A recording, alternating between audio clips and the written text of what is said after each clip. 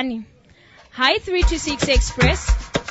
I am a man akaroora in 2023.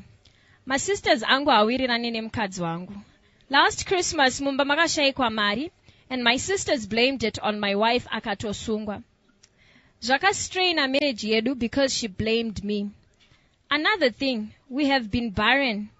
And my sisters vakambofamba vachifambira zvinhu zvavo vaine murora. Asi pakufamba vakaudzwa kuti mukadzi wangu ndiye anga akavaendera kun'anga.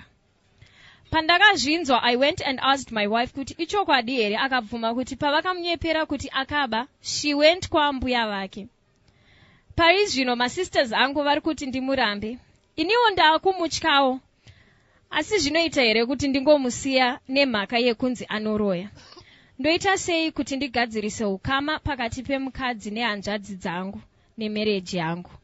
Please help Vedari. Excuse anoti mukadzi arambirwe kuroya. Okay. Yeah. So all right, I think that's my word out there kuti munhu ungavhwa murambira. Plus angachitawo tit for tat maonero angu pastory iyi. Yeah. Nyaya yedu panapa mainzwa ndizvo. Pana ane zvada kuti ataurere. Ada contribute panyaya iri panapa kuti orambwa here. Uya tinzwe kuti tinyasohwa kuti mati aitwe sei mukadzi uyu. Makadi hama dzenyika ino yeZimbabwe. Chandinoziva inini mukadzi haarambirwa ufambi kana kuba. Asi chinhu chanorambirwa uroyi.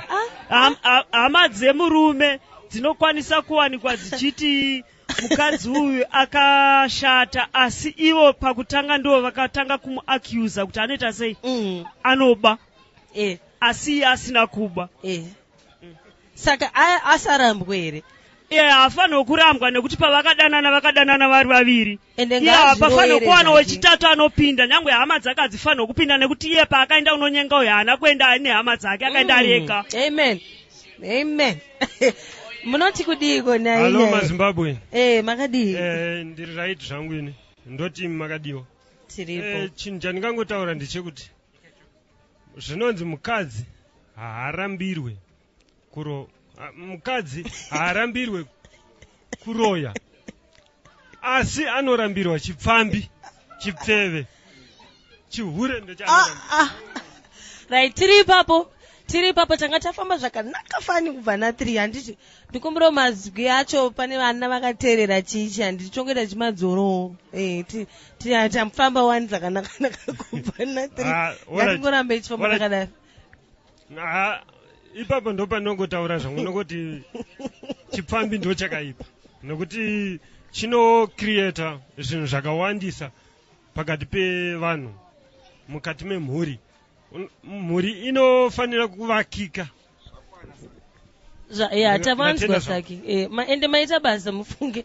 Mimi munoti chine nyaya iyi topic yedu yana. Okay, I'll just say maybe something. Yeah. Okay.